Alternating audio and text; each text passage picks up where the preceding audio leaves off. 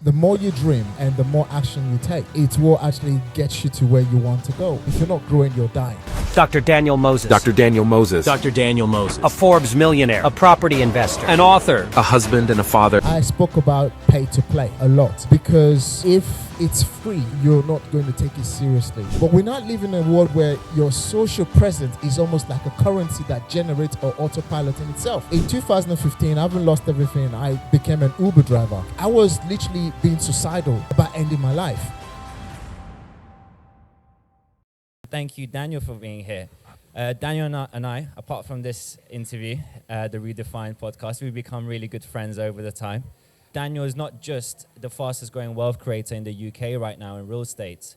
He's also a very, very good man. He has helped enormous amounts of people through the property wealth education to come together and kind of make a difference in terms of to create wealth, to create positivity, to get communities together, to really make a difference. He is the author of 2 best-selling books, best-selling on Amazon, and he is an absolutely amazing person. So thank you so much for coming here, Daniel, and I'm super excited for this interview. Thank you so much for having me, and I just want to thank every one club members and as well as the non-members as well. So thank you everyone for coming this evening. Thank you. So I'm just going to kind of go in the deep. So who was Daniel before today? Who was Daniel before you started everything? So who was Daniel before I started everything? Oh, it's quite a lengthy, it's a very lengthy conversation if we were to go deep dive in it.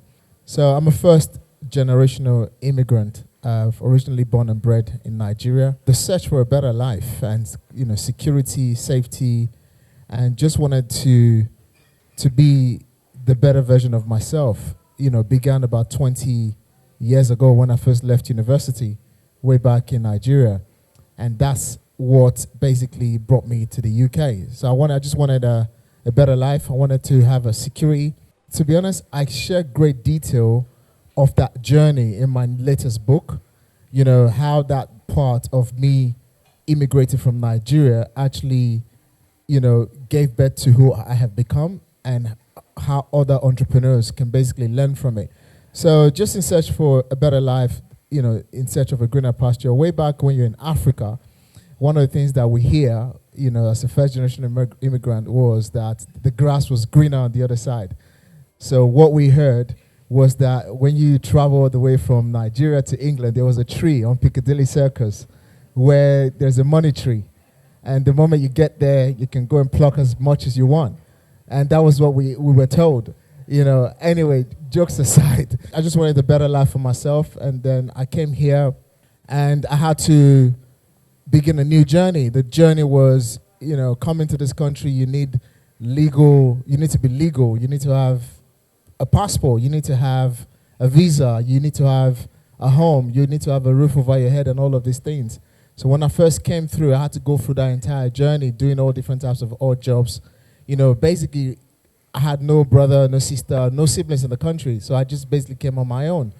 And I basically work all my life through to becoming this person that I have gradually, become. Awesome. And what was one of your first jobs when you got here? I didn't know you wanted to say that. Well, I mean, the thing is, it is hard when you come into this country as an immigrant. It is very hard, very tough.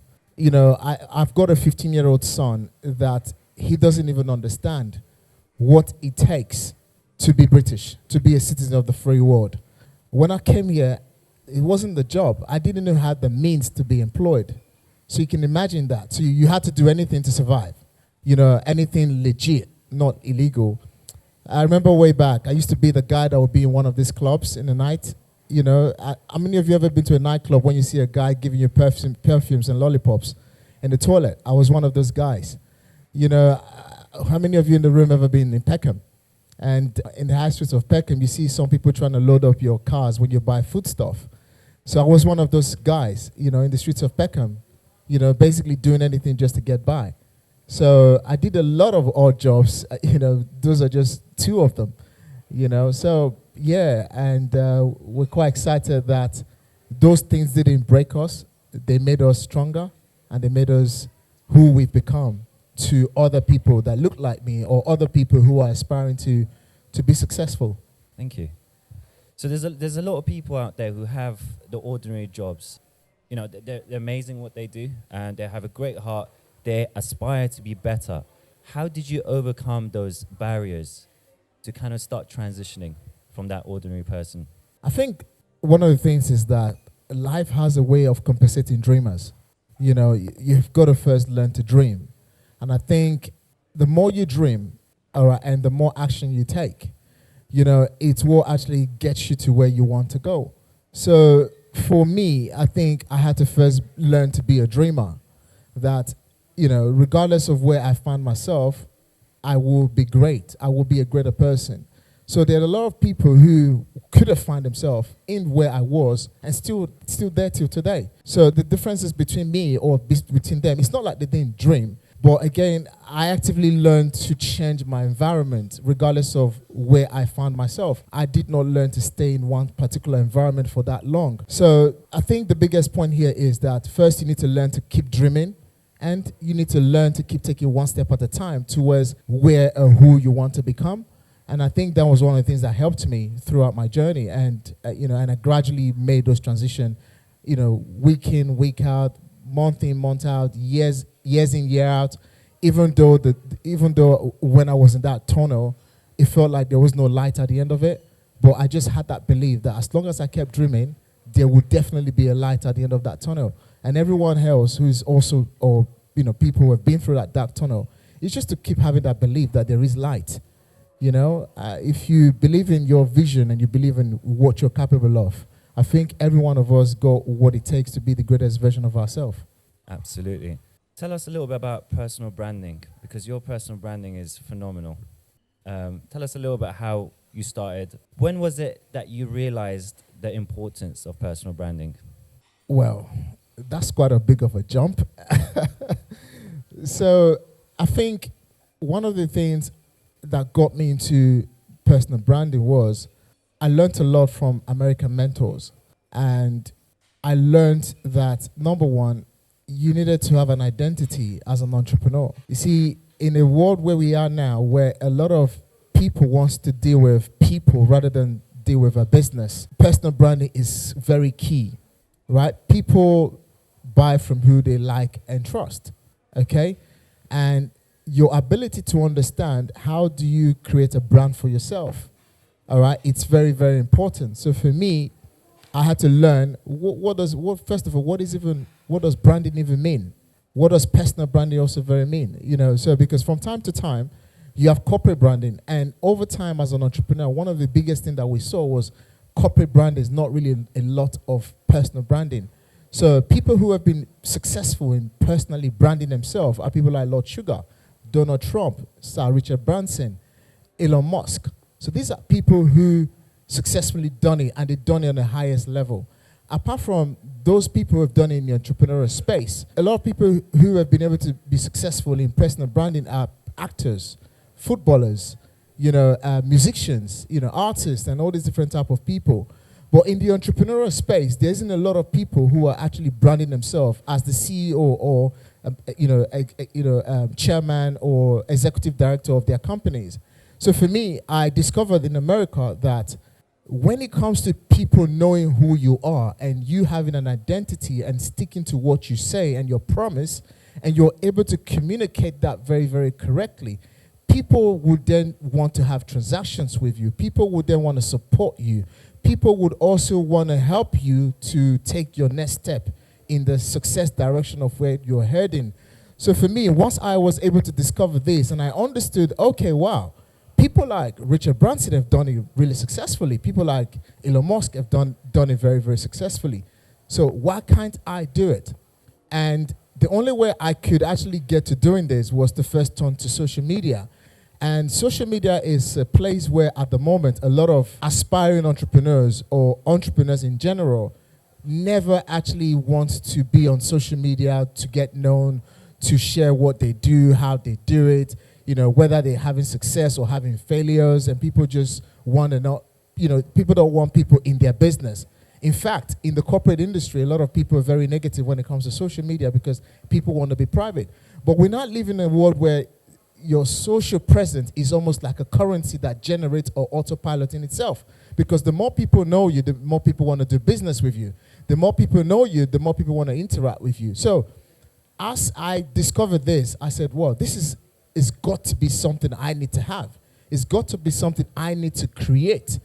And, I kid you not, in 4 years that I literally focused on personal branding, I have met with, a lot of amazing entrepreneurs who have helped my business grow.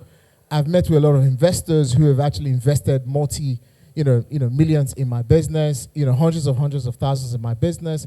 So the fact is that personal branding is something that everyone should think about doing, whether you're in a corporate industry, whether you're an entrepreneur. So for me, it was something that I must have to have, and that's what even got me here in the first place. If I didn't have a brand, or if I didn't have something that I was sharing or showing on how I could be researchable, I'm sure the One Club in itself wouldn't have even appointed me to be one of their ambassadors, right?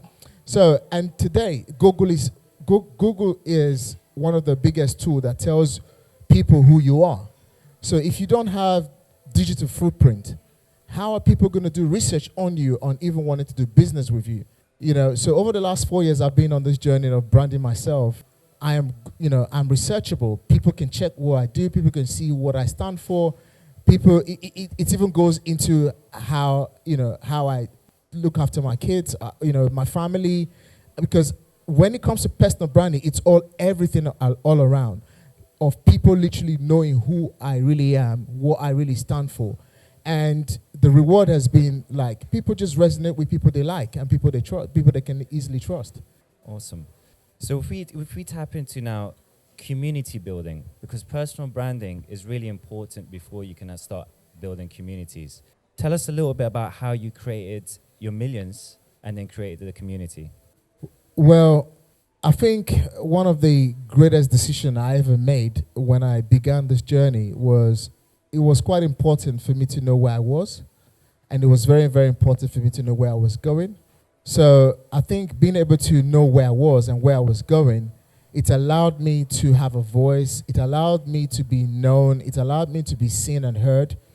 And once I was able to be heard, known, and seen, and I shared the journey. So if people were to go and Google me, they can go back to almost 2014, where I first opened my first social media account and I started sharing the journey. And over time, because I was sharing things, and for me, these are just things I shared for just the sake of it. In fact, I'll be very honest about it. When I started sharing about these things, I didn't even know what I was doing, but I just shared it. Now, with the words I was sharing, I did not know how much impact they were creating, until this very day when I spoke about being depressed. I went through depression and I shared, I was depressed and this was what was happening to me and everything else. And my inbox was full of people messaging me. No way you went through depression. You felt like giving up and all these different things. And someone actually messaged me and said, because of what you said about depression, being depressed, and you came out of it, and look at where you are now. Like, I was literally being suicidal about ending my life. And because of what I heard you shared, I feel alive again. And I think that was one of the biggest points where the community building started from.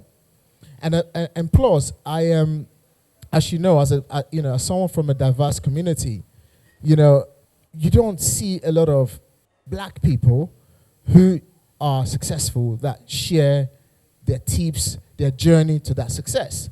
So because you don't see a lot of black people who share their journey to that success, all of a sudden, it just started coming through. Okay, wow, if you can do it, if you was once an immigrant.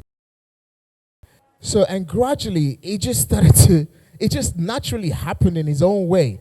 So at first, that was how it happened. And gradually, it became not just being diverse. Then it became, other people of color coming down and saying, you know what, we're so proud of what you're doing. How can we help you? How can we help you to the next stage? So, and gradually, all these different stories that was being shared was making so much impact, was connecting with so much people. And that is exactly how the community building started. It was just as simple as that. Nice, nice. So it seems like you had the mindset, you had the drive to change, to turn from that ordinary to that extraordinary man. Why in property? Well, why property? Property came after a major loss. In 2015, I lost a business worth over £150,000. And when I lost that business, and I lost the money, and we struggled to pay our mortgage, we struggled to pay the cars and everything else, I basically gave up the journey of being an entrepreneur. And I just said, you know what, that was it. And which, again, I share great details in my new book, The Test, of obviously different adversity and different challenges that I went through in my life that got me where I am now. So in 2015, having lost everything, I became an Uber driver. I was driving Uber for at least an average of 18 hours a day, over 100 and something hours a week. So, and I said to myself, I wasn't going to be entrepreneur anymore. I was just going to settle because I'm tired of, just sick and tired. And for me, maybe most of you might not believe in divine, but I do. So, and it was quite a very interesting story. I was driving on the motorway after dropping someone at the airport, in Stansted Airport, and I fell asleep on the wheel. And I fell asleep on the wheel because I was driving 18 hours a day. And I was about to crash. And I basically chose to pull over in the next petrol station to have a nap. And it was in that nap I woke up because, driving 18 hours is not a very exciting job to do. So I felt very, very, very tired. And I woke up from that sleep after having a little dream, and I opened up my Facebook app, and all of a sudden I saw a networking event like this. So come to the One Club, someone is speaking tonight, come and hear what they have to say. So for me, that was divine. So I literally picked up, the ad, I looked at it, and it was a £70 event. This was about 2016, towards the end of the year. And I paid £70. And I remember imagine as an Uber driver, I wasn't making a lot of money, but I paid £70. I came down, and the gentleman was talking about property. And what was quite interesting is it was talking about my second book now. So I've written a book about it, and it's called Rent to Rent. So I sat there at the back of the room, and this individual was talking about property and was talking about rent to rent. For me, everything sounded very confusing. And coming from someone who basically lost a lot of money and things wasn't working at that point in my life, I just decided to take a leap of faith. And I said, you know what? After all, what's this going to cost me? So anyway, I took a leap of faith, got registered in the training program they had. And that was exactly how I got into property. So I basically went to a seminar, from that seminar to another seminar, to trainings, to coaching programs, and eventually I discovered that this was non-volatile, because the thing about property is that over time, regardless of inflation, regardless of recession, it will, as long as you understand it's a time business, it will always compound in its own way. So I took a leap of faith and I began that journey. And since 2017, I've never looked back. And I became a full-time property investor to that encounter. Nice, nice. So there's a lot of people in property, as you know. There's a lot of people who are estate agents. There's a lot of landlords out there that are doing buy-to-lets. Tell us the difference between a creative property strategist and a simple landlord. Interesting question. I've been in property now. This will be about 6 years. And a lot of time, I bumped into a guy recently, and he said to me, I own about 10 properties. He said, I own 10 properties, and he still works.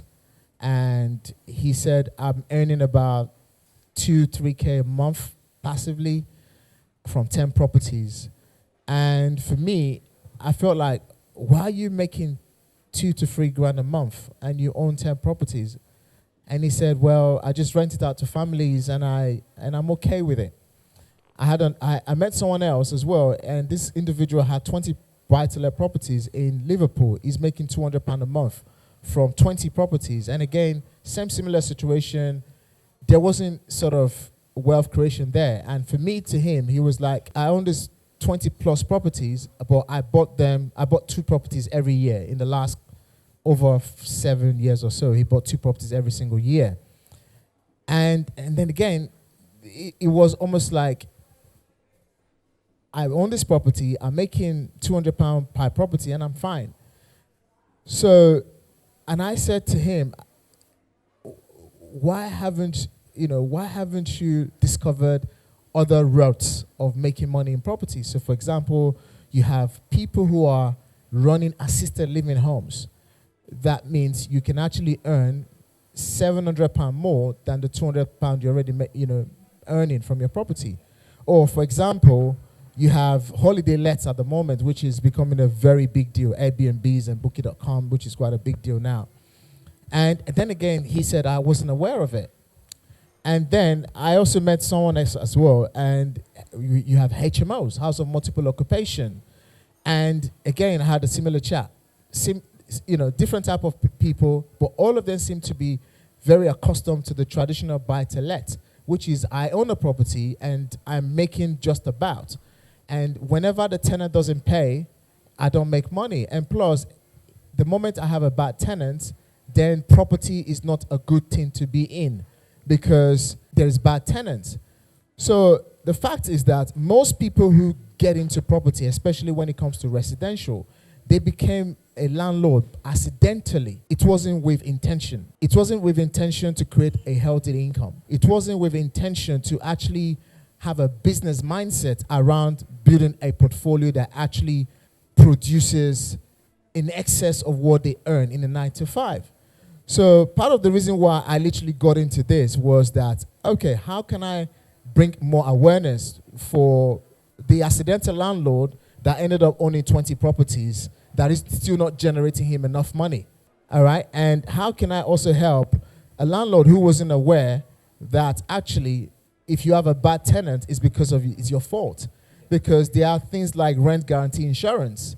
There are things like, insurance policies that can pay your repairs and your maintenance. And as well as there are different types of tenant profiles that you can have in your properties that can allow you to generate more income. So I go into wealth creation by basically, being just able to kind of open up the eyes of landlords that, listen, regardless, property works in every different types of market. But it doesn't mean that you have to stick to one particular buy-to-let. What you can do is to diversify your property portfolio and even think about commercial investments. Okay.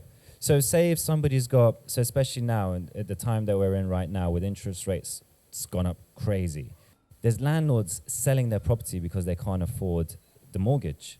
Where do you come in to help them in that scenario? Well, I think the reason why most landlords are selling their properties is because they don't understand they can actually repurpose their property portfolio. So I'll give a very simple case study. During lockdown, I had a diverse portfolio during lockdown. The diverse portfolio was property being used as short stay lets and property being used as house of multiple occupation, HMOs.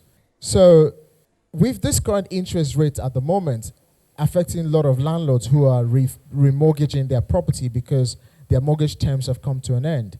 So this is the reason why they need to be some sort of, find communities or get yourself some level of, knowledge out there and repurpose your property portfolio rather than selling them.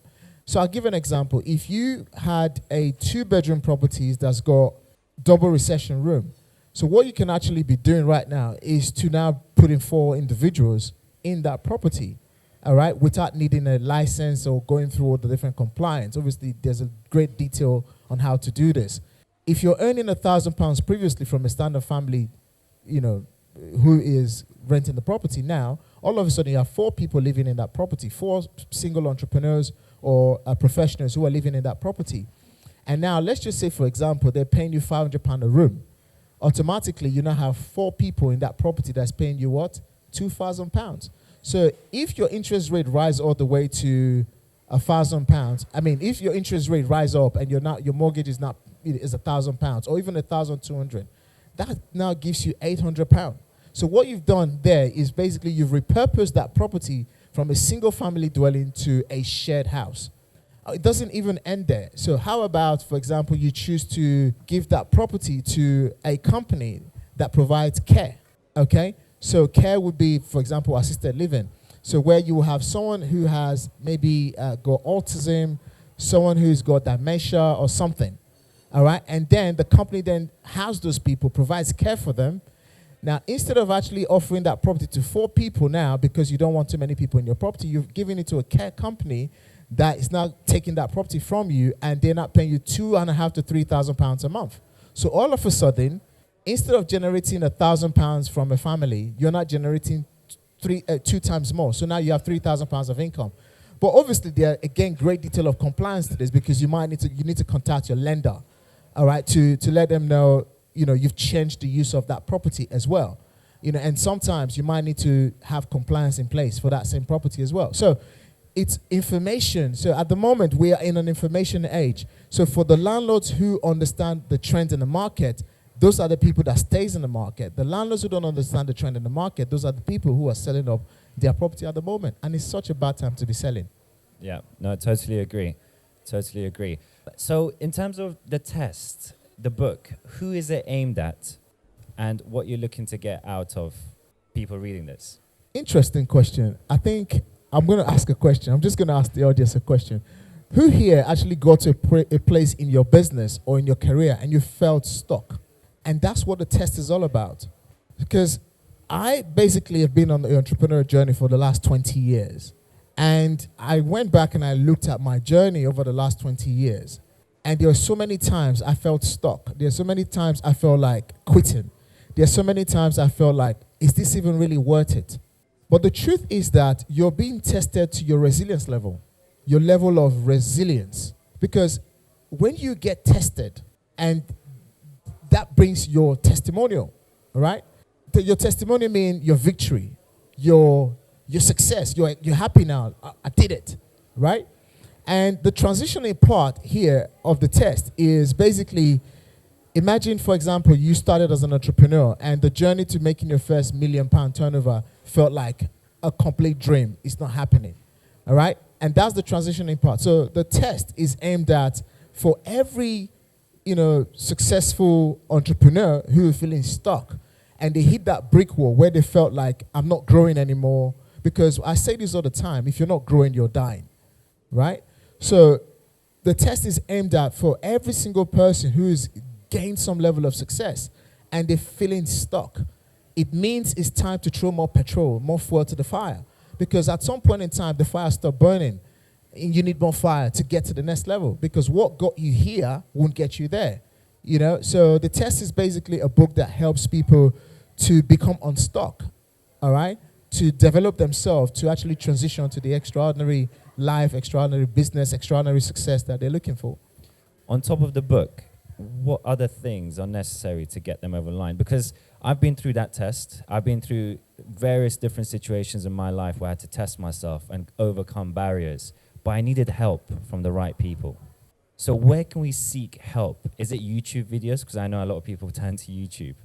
But what is the importance of getting into the right communities and a genuine community? Because we know there's communities out there that just simply want to sell stuff to you. So how do we recognize the right community and how do we involve ourselves in a community where we feel home?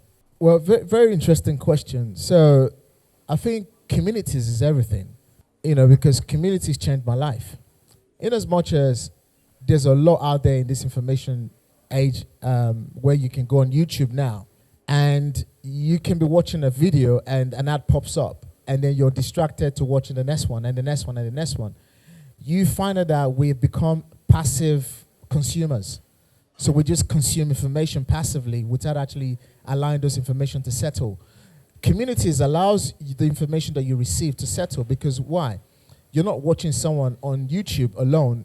Maybe, yes, people might, someone you've watched on YouTube can be part of a community, but you now have the opportunity to not to connect with that person on a one-to-one level. even if they want to talk to you for just 30 minutes of their time to tell you one simple tip of what they've done right over time, you now have that personal touch. Rather than consuming the information, passively and not allowing that information to settle. Communities, you're closer to the person that is sharing the information. And not just that, you have people who are also doing this, what you're looking to achieve, right? People who has your results, who are not very far away. Does that make sense? You can reach out on a daily basis. Some communities have WhatsApp groups. Some communities, you can actually reach out on a phone call. Some communities, you can actually post on there and say, actually, I feel bored today. Who would like us to go for a coffee and have a chit chat? Or who is available to discuss this particular issue I have in my business on Zoom? And because you're part of a circle of people that's got the result that you're looking for, it automatically means that you're in the grow mode every now and then. So you're actively growing. You're actively achieving results by being around people who has the result that you're looking for. So community is very, very, very, very, very important. Okay. Another question I want to ask. There's a lot of people out there that live paycheck to paycheck. And every community you have to join, you have to pay. And I know pay to play is really important. But how can those people overcome that barrier and say, where can they get the investment money from to join a community? Okay. Very interesting question, because I think in one of the chapters of my chapter number 10 in my book, I spoke about pay to play a lot, because let the truth be told, if it's free, you're not going to take it seriously. Last year, my wife is in the room, by the way. All right, Millie, that's my wife right there. So, and we gave a scholarship out to 2 people to be mentored by me completely for free. And these individuals, they never came to any of the accountability sessions till today. They never came to any of the mentorship day till today. I run so many events, they never came. And these are programs that are worth at least £15,000 a year. They never came because it was free. Got you. So it's pretty simple. So yeah. And it's quite a very interesting conversation, because you only pay attention when you pay. If it's free, you're not going to take it very light. You're just going to okay. Personally, I stopped going to free events. I stopped going to where things are free. And the reason why I stopped going to these places, because sometimes when people don't pay, people don't take you seriously. Does that make sense? Yeah, absolutely. I totally agree with that. Coming from a community such as the One Club, we always say you got to find a way within yourself to get over that little barrier to be able to find investment money before you can invest. And that's enough knowledge out there to be able to do that. I think anyway, and if you can't, seek their help. Go to events, seek their help, find the right people to be able to do that. Okay, fine. So moving on to kind of landlords and investors. There's landlords that have properties and they're looking to kind of grow their portfolio, find better creative ways to be able to get more money for their properties. And there's investors who don't actually have properties, but they're looking to invest. Is there space for both? Absolutely. There's always space for both. I was having a very serious conversation with a lady a couple of months ago. And I sat down there, and this lady, we're having a very good conversation. And she said to me, I have no money. And the conversation got really intense. And she said, I don't have no money, because we're just talking. She was just complaining about not having money. But then I asked her a question, do you own where you live? She said, I own where I live. I said, what's your outstanding mortgage? She said, nothing. I paid off my mortgage. I said, how much is your property worth? She said, my property is worth about £1 million. So I said, you're sitting on a £1 million property, no mortgage, and you say you're broke. Someone says, what? Mindset. Great. So it's not because, mindset is one of the issues. The fact is that there are a lot of landlords who managed to buy one property and they paid off the mortgage. They're probably in their 50s or maybe even 60s now. And if, I haven't got money, but you've got money to do even more. So the truth is, imagine this for a minute. Let me just be very generic about this. Imagine 20 years ago, you bought 10 properties 20 years ago. And for some reason, you knew that you can leverage. you knew that maybe you could have taken on a loan facility, or maybe you knew a friend who had maybe 50, 100,000 pounds in the bank, and you took that money from them and you offer them great return on investment. For example, let's just say for the sake of numbers, 10% on 100,000 pounds. So maybe every year you made them 10,000 pounds while their 100,000 pounds was being used to buy properties, and you bought, 10 of them. In 2023, that would be 23 years later. And all these properties, let's just say 10, is now worth 10 million. Okay? Now, creatively, you would have created wealth, and you would have been sitting on, if you paid up the mortgage, you're sitting on a 10 million pound equity. If you didn't pay the mortgage and you were interest only, regardless of how much it is, 20 years ago, the property would be worth, it would be worth a lot of money now, regardless of what your outstanding mortgages are. Okay? So my point of what I'm trying to make here is that a lot of people did not understood that property was one vehicle that regardless over time, 10 years, 20 years, because statistics have shown to us over the last 1,000 years that in England, property double in value every 10 to 15 years. And obviously there's a cycle of recession and downturn every 10 to 15 years as well.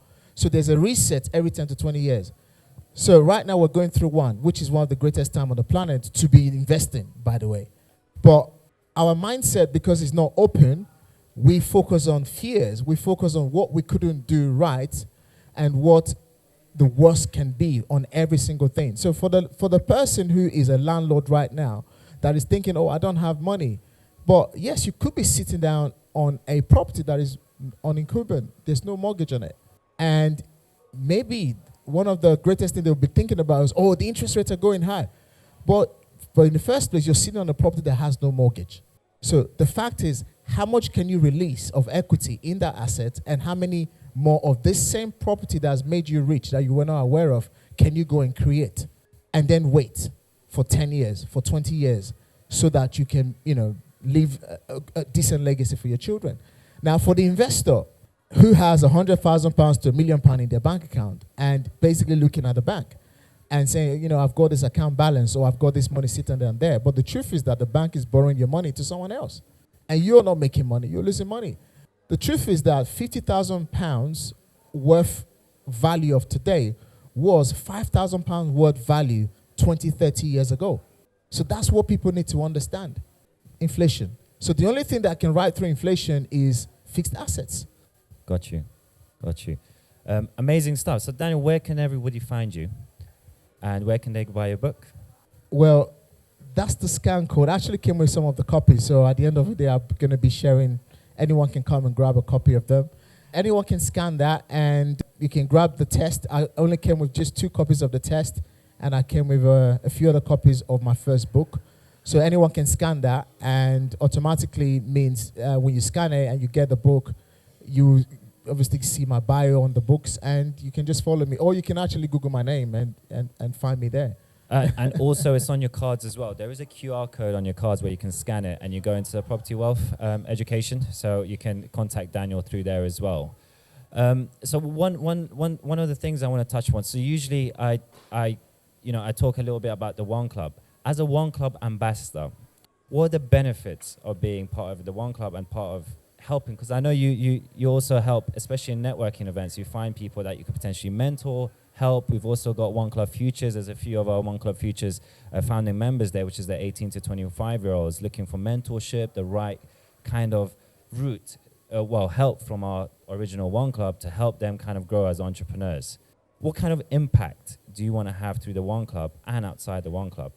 First of all, I think one of the things I really love about the One Club is the fact that it's a private members club that is very member centric, and it's home, it's home.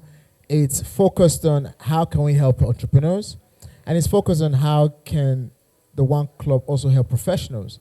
So whether it is individuals who are looking to accelerate their growth in their workspace, the One Club community provides that space for you to really thrive in your work environment, because it gives you the entrepreneurial mindset, it gives you the exposure mindset, and it's also it's not a salesy environment. People genuinely want to help you grow. People genuinely want to help your business grow. So I think I focus on me being an entrepreneur. Ever since I became one of the ambassadors here at the One Club, the fact that, the One Club team reaches out and say, Dr. Daniel, what have you got going on that we need to help you with? What sort of introduction do you need, for that next transaction, for that next, introduction, that person that we can, create that connection or collaboration. And that's what the One Club does for everybody, whether, at the ambassador level or at the members level. It's all about, what do you need that we can help you with? And I think that's what makes the One Club a very special community, because it's focused on your individual growth of what is it that you're looking for, what is it that you need to get to the next step of your journey, whether being an entrepreneur or whether being a professional in your work environment. So that's one of the things I really love about it. Thank you so much, Daniel. I love you so much. The stuff that you do, honestly, is absolutely amazing. Can we get a big round of applause for Daniel? It's awesome.